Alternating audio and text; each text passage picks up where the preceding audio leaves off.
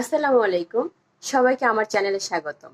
আজকে আমি আপনাদের করে দেখাবো মাত্র 3টি উপকরণ দিয়ে কাঁচা রসুনের ঝাল ভর্তা। এটি একটি রিকোয়েস্টেড ভিডিও আমার ছেলের স্কুলের বন্ধু ফাহিমের আম্মুর জন্য। তো শুরু করা যাক রসুনের ভর্তা। প্রথমে শুকনো মরিচগুলো অল্প একটু পানিতে সিদ্ধ করে নিব। এতে করে আমার ভর্তার কালারটা খুব সুন্দর আসবে এবং ঝালের পরিমাণটা কমে যাবে। সিদ্ধ করার পরে এটা নামিয়ে নিব। এখন কিছুক্ষণ রাখবো ঠান্ডা করার জন্য।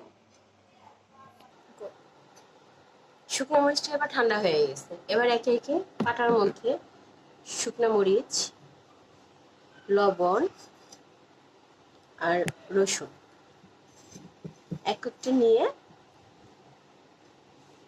বেটে নেব। যেহেতু এটা রসুনের ভর্তা, এখানে রসুনের পরিমাণটা একটু বেশি দিতে হবে।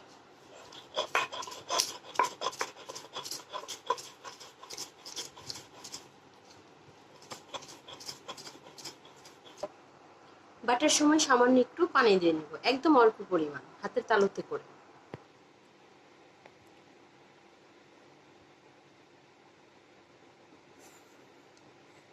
ঝালের সাথে ভর্তার একটা গভীর সম্পর্ক। ভর্তা যদি ঝাল না হয় সেটাকে ভর্তা বলা চলে না। আমরা যখন হোস্টেলে থাকতাম, আমাদের এক বান্ধবী ছিল, সে বলতো লবণ মরিচ চর্তা, তার নাম ভর্তা। তো যে হয়ে গেল আমার কাঁচা রসুনের ভর্তা। রেডি আমার রসুনের ভর্তা। এটা খেতে ভীষণ সুস্বাদু। যারা ঝাল খেতে পছন্দ করে তাদের খুবই পছন্দ হবে। একবার চেষ্টা করে দেখেন খেতে কেমন লাগে।